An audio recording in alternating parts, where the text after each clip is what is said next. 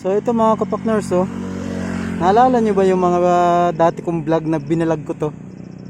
Amaze na amaze ako dito, para siyang buntok ni Talnabuna ng kulambo. Hey, shout out mga idol. Nakakamiss lang kasi umakyat ako dati dyan, oh. Basta madami din views ako dati dito. So tara, samahan nyo lang kami ngayon mga kapakners. Tayo mamamasyal lang dito sa San Francisco, Quezon.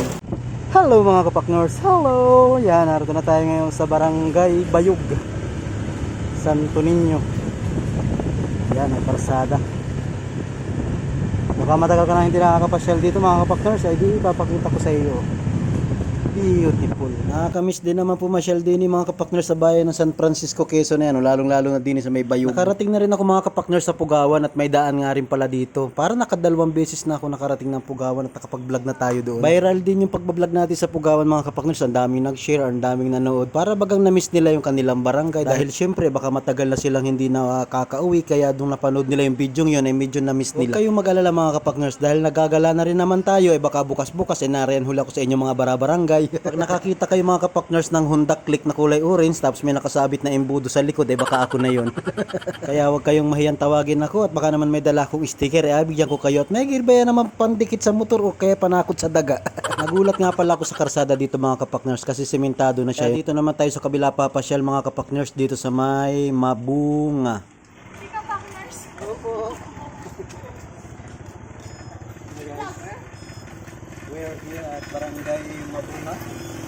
Try natin puntahan yung Banaba Falls. Try natin kung maabot natin ngayon yun.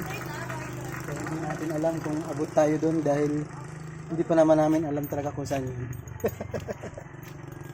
Kaya lang mga kapakners, ay ang nakakalungkot na balita, hindi daw natin mararating yung Banaba Falls kasi parang maputik daw ngayon doon, hindi daw makakalusot ang motor. Dahil nag-inulan ay sayang, gustong gusto ko talaga marating yun. Pero soon pupunta ako doon mga kapakners. Kaya binalikan ko na lang itong lugar na ito mga kapakners. Ito ay parting Kasay. Hindi ko alam mga kapakners kung ito ay Kasay na nakakasakop or Kangginsa. Basta gandang-ganda ako sa view na ito. Yan o, nakarating na ba kayo dito mga kapakners? Viral din yung vlog namin dito ni Genggeng shout out muna kay Genggeng, kay Jonald Pibidal, kapatid ni Jonas Pibidal. Sobrang ganda talaga ng tanawin dito mga kapakners. Tingnan nyo, para tayong nasa, ano ba ito? Hagdan.